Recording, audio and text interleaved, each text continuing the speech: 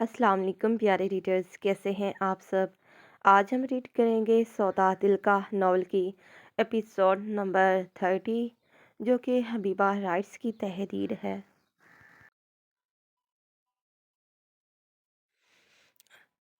प्यारे readers, next episode बहुत सनसनीखेज और धमाकेदार होने वाली है, क्योंकि अभी ही तो पता चलना है कि कौन किसका मुकद्दर बनता है। इकराम खानज़ादा का इस एंगेजमेंट के हवाले से शाइना इफ्तिखार खान के लिए क्या सरप्राइज़ है, ये जानने के लिए भी तैयार रहिएगा कि भूल गए हो सबके इकराम खानज़ादा ने शाइना इफ्तिखार खान के सामने ये सरप्राइज वाली बात रखी थी। अब वो सरप्राइज कहें, अहम, मैं क्यों बताऊं, खुद ही आगे चलकर जान लीजिएगा। और अल्हम्दुलिल्लाह से मेरे चैनल का जो भी इशू था वो सॉल्व हो गया है। तब से मेरी पूरी कोशिश होगी कि डेली एपिसोड अपलोड करूं, चाहे 5 मिनट की ही क्यों ना करना पड़े मुझे, बट डेली करूंगी। और डेली एपिसोड पढ़ने के लिए प्लीज़ आप सब अच्छा अच्छा रिस्पॉन्स देना, ताकि मुझे भी कुछ हौसला मिले कि नहीं जी, ये मेरे प्यारे प्यारे लोग मुझे पढ़ते हैं और मैं भी इन प्यारे लोगों की पाबंद हो जाऊं, जिस तरह ये प्यारे प्यारे लोग मेरे लिखे के पाबंद हैं कि इन्हें एक एपिसोड के लिए इतना वेट करना पड़ता है। खैर, एपिसोड स्टार्ट करते हैं। वो मंगनी की तकरीब के लिए ड्रेसिंग मिरर के सामने खड़ी अपने मेकअप का आखिरी तनकीदी जायजा ले रही थी, क्योंकि पॉलर वाली इसे अभी थोड़ी देर पहले तैयार करके गई थी। सफ़ेद रंग फंक्शन का थीम था। सबने सफ़ेद रंग का लिबास पहनकर उस फंक्शन में शिरकत करना थी, सो वो भी सफ़ेद रंग का लिबास पहने इस फंक्शन के लिए तैयार दिखाई दे रही थी। वो सफ़ेद कलर के लहंगे में किसी खूबसूरत सफ़ेद रंग का खिलता हुआ गुलाब मालूम हो रही थी। इसकी धोतिया खूबसूरत सरापे पर यह सफ़ेद रंग बेहद जच रहा था। पाँव में मकीद हमरंग खुसा, बाएं कंधे पर दुपट्टे को सलीके से जमाए और अपने खूबसूरत चेहरे के तीखे नकुश को मेकअप से लैस किए वो बेहद हसीन लग रही थी। जब इतने में दरवाज़ा नॉक किए बिना कोई बड़े इस्तेहकाक से इसके रूम में आया था, जिसको देख लम्हा भर में ही इसका खुशगवार मूड स्पॉइल हुआ था। तमीज़ से नहीं है तुम्हें किसी के रूम में आने की? इस आने वाले को नागवारी से दिखते हुए माथे पर बल डाले पूछा, क्योंकि इस इंसान की इस वक्त अपने कमरे में मौजूदगी अनायजा खानजादा को जहर लग रही थी। तमीज़ तो मुझ में खूब कूट कूट कर भरी हुई है, लेकिन वो क्या है ना डियर, मैं यूं ही तुम्हारे रूम में दाखिल होता हूँ, मेरे सारे तमीज़ लिहाज तुम्हारे दरवाजे की दहलीज पर ही छूट जाते हैं। इसके चेहरे से छलकती अपने लिए नागवारी को देख इसने बेसाख्ता अपनी बियर्ड को सहलाया था, और फिर वो चेहरे पर मकरू मुस्कुराहट सजाए हुए इसके सरापे पर एक भरपूर तनकीदी निगाह डालते अपने मखसूस बदतमीज़ाना अंदाज में बड़े आराम से बोला था, बकवास बंद करो और निकलो यहाँ से। इसके बदतमीज़ाना अंदाज को इसने बामुश्किल बर्दाश्त किया और फिर उंगली के इशारे से इसे यहाँ से दफ़ा हो जाने का बोला था। चला जाऊंगा dear, just relax, calm down. पहले जी भर कर देख तो लूँ मैं तुम्हें। इसके गुस्से को सिरे से इग्नोर किए वो मजीद इसकी तरफ बढ़ा था। मैं कोई तवाइफ शादी हूँ जिसके लिए तुम अपनी आंखें सेकने यहाँ आए हो? वो इसे अपनी तरफ बढ़ता देख चढ़ कर चिल्लाई थी, जबकि इसकी बात को सुनते वो आग का शोला बने सरहद से इसके पास आया और बिना कोई लिहाज किए वो इसके मुंह पर थप्पड़ मार गया था। इसका ये रिएक्शन इस कदर गैर मुतवक्कर था कि इसे संभलने का मौका तक ही न मिला, जिस पर वो इसके बेरहमाना थप्पड़ की ताब नहलाते हुए औंधे मुंह जमीन पर जा गिरी थी। वो इसका हर अंदाज़े गुफ्तगू बर्दाश्त कर सकता था, लेकिन इसने खुद के लिए इतनी गलीज़ लफ्ज़ों को इस्तेमाल नहीं करना चाहिए था, क्योंकि इन लफ्ज़ों ने इसका पारा पल में हाई कर दिया था। और वो इसे इतना गलीज़ और नीच समझती है, ये सोच सोच कर तो इसके दिमाग की रगें गुस्से से फटने को थीं। اس کے پاس تو پہلے ہی برداشت کا مادہ بہت کم تھا۔ اگر اس میں برداشت ہوتی تو وہ اپنی بہن پر یوں ظلم نہ ڈھایا کرتا، کیونکہ وہ اظہر خان زادہ تھا اور برداشت لفظ کسے کہتے ہیں اس لفظ سے وہ ابھی تک نابلد تھا۔ چاہوں تو منٹوں میں ابھی اسی وقت اسی کمرے میں تمہاری عزت کو تار تار کر دوں، اور میں تمہاری اتنی جرت نہیں کہ تم مجھے اپنے وجود کی گہرائیوں سے اترنے سے روک سکو، کیونکہ بدلے میں تمہاری ہر مزاحمت کو ناکام بنا دوں گا۔ 3 4 پنچ مار لینے سے تمہیں لگا کہ تم مجھے زیر کر لو گی؟ ہرگز نہیں، تم میری مردانہ قوت کا سامنا کبھی نہیں کر سکتی، اور جانتی ہو مجھے کسی کا ڈر خوف نہیں۔ اور وہ تمہارا بزدل شوہر، وہ تو کچھ کر نہیں سکتا اور پیچھے رہ گیا۔ تمہارا اکڑو بھائی زیادہ سے زیادہ کیا کرے گا؟ مجھے اذیت ناک موت دے دے گا بس، اور تو اس سے آگے وہ کیا کر سکتا ہے؟ آئی ڈونٹ کیئر، لیکن جو ذلت و رسوائی کا داغ تمہیں میرے ہاتھوں سے ملے گا، وہ چاہ کر بھی تم یا تمہارا شوہر اور بھائی اپنے ماتھے سے مٹا نہیں سکو گے۔ وہ اس کی چوٹی کے بالوں کو اپنی مٹھی میں بڑی بے رحمی سے جکڑے اسے خون اشام نظروں سے دیکھتا، اس کے منہ پر گرایا تھا۔ بے یقینی سے اس کو دیکھتے اس کی آنکھوں میں آنسو آ گئے۔ اس کے تھپڑ مارنے سے زیادہ تکلیف اس کے طرح بے رحم لفظوں نے اسے دی تھی۔ بٹ تم نے یہ ٹھیک نہیں کیا، اتنا نیچ اور گرا ہوا سمجھتی ہو تم مجھے؟ اس نے ایک گہرا سانس بھر کر اپنے غصے کی شدت کو کم کرنا چاہا، اور پھر اس کی آنکھوں میں آئے آنسوؤں کو دیکھ وہ شکوہ کناہ نظروں سے اسے دیکھتے دکھ اور تکلیف سے پوچھنے لگا، بتاؤ مجھے صرف میری گھٹیا گفتگو کے علاوہ، جس کی بھی ایک خاص وجہ ہے میرے پاس، وہ تمہیں میں پھر کبھی بتاؤں گا۔ کیا آج سے پہلے تمہارے وجود کو اپنے ناپاک ہاتھوں سے کبھی گلیز کرنے کی کوشش کی ہے؟ ایک لمحہ وہ بتا دو جب میں نے کسی لمحے میں تمہارے ساتھ ایسی کوئی نیچ حرکت کی ہو۔ وہ اس کے بالوں پر اپنی گرفت کو ڈھیلی کرتے تعصب سے پوچھ رہا تھا۔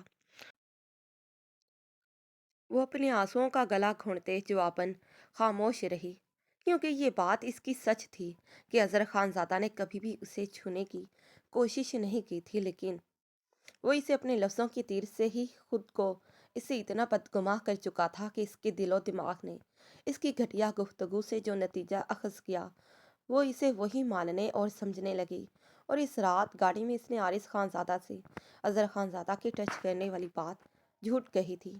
وہ تو بس عارض خان زادہ کے چہرے پر اپنے لیے فکر دیکھنا چاہتی تھی، اسے خود کے لیے اپنی طرح پوزیسو بنانا چاہتی تھی، اور اس سے بڑھ کر وقتی طور پر خود کو عارض خان زادہ کے غصے سے بچانے کے لیے اس نے وہ سب کہہ دیا جس سے وہ مظلوم اور اظہر خان زادہ ظالم بن گیا۔ یہ دینے آیا تھا میں تمہیں یہ، میں لاؤنج سے گزر رہا تھا تب بڑی امی نے مجھے تمہیں دینے کو کہا، اور اسی وجہ سے میں نے تمہارے کمرے کا رخ کیا تھا۔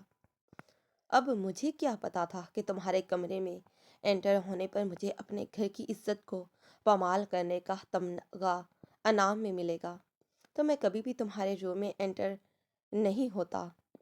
خیر، تمہیں جو تھپڑ مارا اس کے لیے چاہو تو بدلے میں مجھے ابھی تھپڑ مار کر اپنا بدلہ پورا کر لو، نہیں تو میں اس تھپڑ کی معذرت بالکل بھی نہیں کروں گا، کیونکہ تمہارے وہ زہریلے الفاظ ابھی تک میرے دل و دماغ کو کسی زہریلے ناگ کی طرح ڈس رہے ہیں۔ وہ اس کے سامنے ایک نیلے رنگ کی مخمل کی ڈبی کو لہراتے ہوئے تعصب سے فنکار کہہ رہا تھا، جو اسے کائنات بیگم نے دی تھی، جس میں ایک ڈائمنڈ کی رنگ کی تھی جو انہوں نے خاص آرڈر کر کے اس کے لیے بنوائی تھی، اور وہ چاہتی تھی کہ عنائزہ خانزادہ آج کی تقریب میں اس رنگ کو اپنی نازک انگلی میں پہنے، اور پھر اس کی خوبصورت سفید چہرے پر سرخ رنگ میں سجی اپنی انگلیوں کی چھاپ کو دیکھتے وہ بوجھل قدموں سے وہاں سے اٹھ کر چلا گیا۔ صبح سے خان والا میں انگیجمنٹ سرمنی کی تیاریاں خوب دل جمی سے ہو رہی تھی۔ خان والا کا ہر ملازم بڑی مستعدی سے ان تیاریوں میں جتا ہوا تھا۔ دیکھا جائے تو یہ ایک منگنی کا ایک چھوٹا سا فنکشن تھا، لیکن گھر کے کونے کونے کو اس طرح سے سجایا جا رہا تھا جیسے کسی بہت بڑے شادی کا فنکشن منعقد کیا جا رہا ہو۔ شام گئے تک تمام تیاریاں مکمل ہو چکی تھیں۔ घर को बरकी कुमकुमों और नरमो नाजुक नन्हे नन्हे गुलाब की कलियों से खूब सजाया गया था। राहदारियों के वस्त्र में रेड कारपेट बिछाकर गोया सुर्ख रंग की एक मसनूई नहर तैयार कर दी गई थी। व्हाइट ड्रेस इसकी खूबसूरत तनासिब सरापे पर बेहद जच रहा था। वो टेरेस पर खड़ी बड़ी बेताबी से खास तौर पर अपने खानजादा का इंतजार कर रही थी। इसकी बेचैनी हद से सवा थी। आज एक माह बाद इसका सामना इकराम खानजादा से होना था। इसने इकराम खानजादा को सुबह से कई मर्तबा कॉल्स करके इसे वक्त पर पहुंचने की यकीन दहानी करवाई थी। इसका असरार था कि वो सुबह हर सूरत हाल में खानजादा मेंशन में अपनी मौजूदगी को यकीनी बनाए, जबकि वो अपनी कारोबारी मसरूफियात में इस कदर उलझा हुआ था कि जब से वो दुबई से वापस आया था तब से लेकर अब तक इसका एक भी चक्कर लाहौर नहीं लगा था। और यही बात शाइना इफ्तिखार खान को शदीद कौफत में मुब्तला कर रही थी। वो अभी इन्हीं सोचों में घिरी जाने अपने दिमाग में क्या क्या सोचती रहती, जब अपने रूम में किसी की आहट को पाकर इसने पीछे मुड़कर देखा। मॉम, आप? वो अपनी माँ के सफ़ेद बनफशी की साड़ी में सजे दिलकश सरापे पर एक सराहने वाली निगाह डालते हुए पलटी।